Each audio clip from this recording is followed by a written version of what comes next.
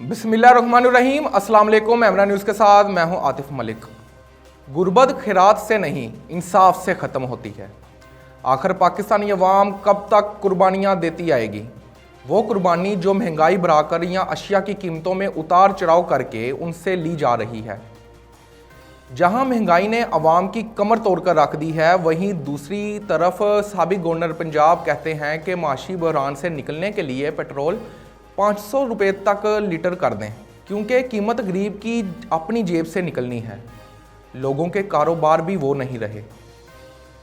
जब भी किसी चीज़ की कीमत बढ़ाई जाती है तो आवाम पर भारी मिकदार में टैक्स लगा दिया जाता है, वो टैक्स जो गरीब पर पहाड़ बनकर गिरता है। ऐसा ही वाकया अब सामने आया है कि पेट्रोलियम मसनूआत की कीमतों में पहले तकरीबन 35 रुपये, उसके बाद 22 रुपये का इजाफा किया गया था, और जब आवाम को रिलीफ देने की बारी आती है तो सिर्फ 5 रुपये की कमी की गई। हाँ जी, सिर्फ 5 रुपये की कमी बस।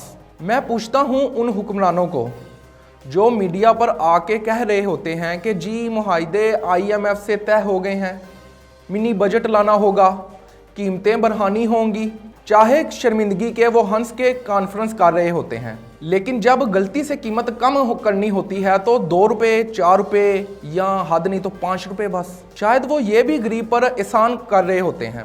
इसहाक डार साहब, आप तो डॉलर सस्ता करने आए थे, उल्टा अवाम को ही चूना लगा दिया। जहां आपने पेट्रोल की कीमतों में बेजा इजाफा किया, वहीं आप सिर्फ 5 रुपये कमी करके अवाम को रिलीफ देने की कोशिश कर रहे हैं। आपने तो बहुत बड़ा इकदाम कर दिया अवाम के लिए जनाब। उन्हें 5 रुपये का रिलीफ देकर खुदारा कुछ शर्म करें। अवाम अब थक चुकी है, लोग खुदकुशियां करने पर मजबूर हो गए हैं। अगर आप गरीब को रिलीफ नहीं दे सकते तो छोड़ दें हुकूमत, अवाम को रिलीफ दें। वो रिलीफ नहीं जो भाषण की सूरत में हो, बल्कि वो रिलीफ जो अमली तौर पर हो।